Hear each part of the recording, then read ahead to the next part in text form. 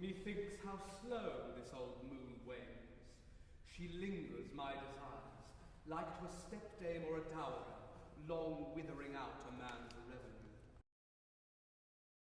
Over hill, over dale, through a bush, through a briar, over park, over pale, through a flood, through a fire. I do wander everywhere, swifter than the moon's sphere, and I serve the fairy queen, to do her orbs upon the green. The cowslips tall her pensioners be, in their gold coat spots, you see. Those be rubies, fairy favours. In those freckles live their savours. I must go seek some dewdrops here, and hang a pearl in every cowslip's ear. Farewell, thou lover spirits, I'll be gone. Our queen and all her elves come here anon. I know a bank where the wild thyme blows, where oxlips and the nodding violet grows, quite over canopied with luscious woodbine, with sweet musk roses and with eglantine.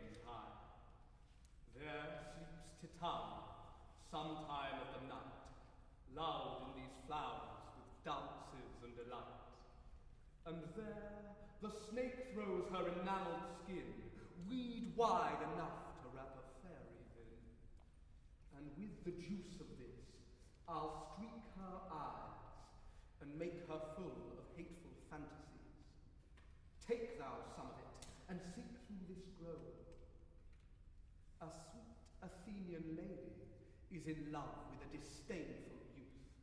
Anoint his eyes, but do it when the next thing he espies may be the lady. Thou shalt know the man by the Athenian garments he has on. Effect it with some care, that he may prove more fond on her than she upon her love.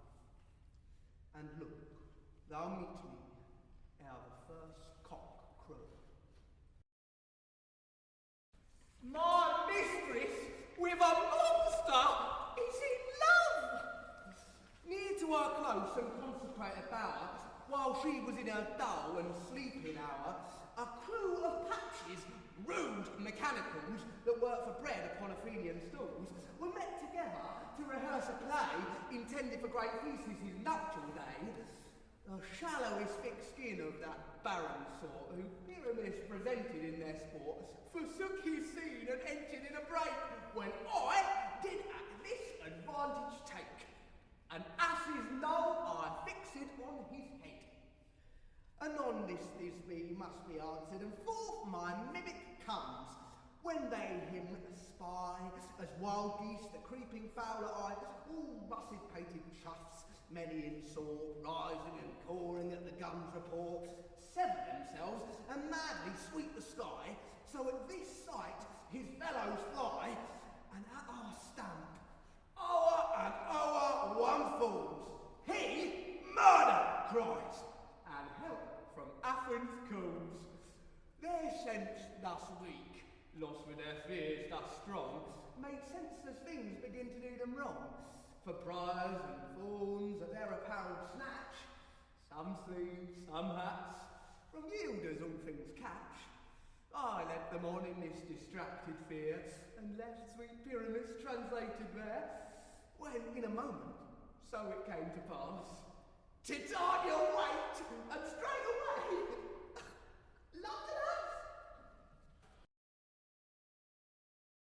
No epilogue, I pray you, for your play needs no excuse, never excuse. For when the players are all dead, there need none to be blamed. Marry, if he that writ it had played Pyramus and hanged himself in Thisbe's garter, it would have been a fine tragedy, and so it is, truly and very notably discharged. But come, your burger mask, let your epilogue alone. If we shadows have offended, think but this, and all is mended, that you have but slumbered here, whilst these visions did appear, and this week an idle thing, no more yielding but a dream. Gentles, do not reprehend. If you pardon, we will mend. And as I am an honest puck, if we have unearned luck, now to scope the serpent's tongue, we will make amends ere long. Else the puck a liar call. So, good night unto you all.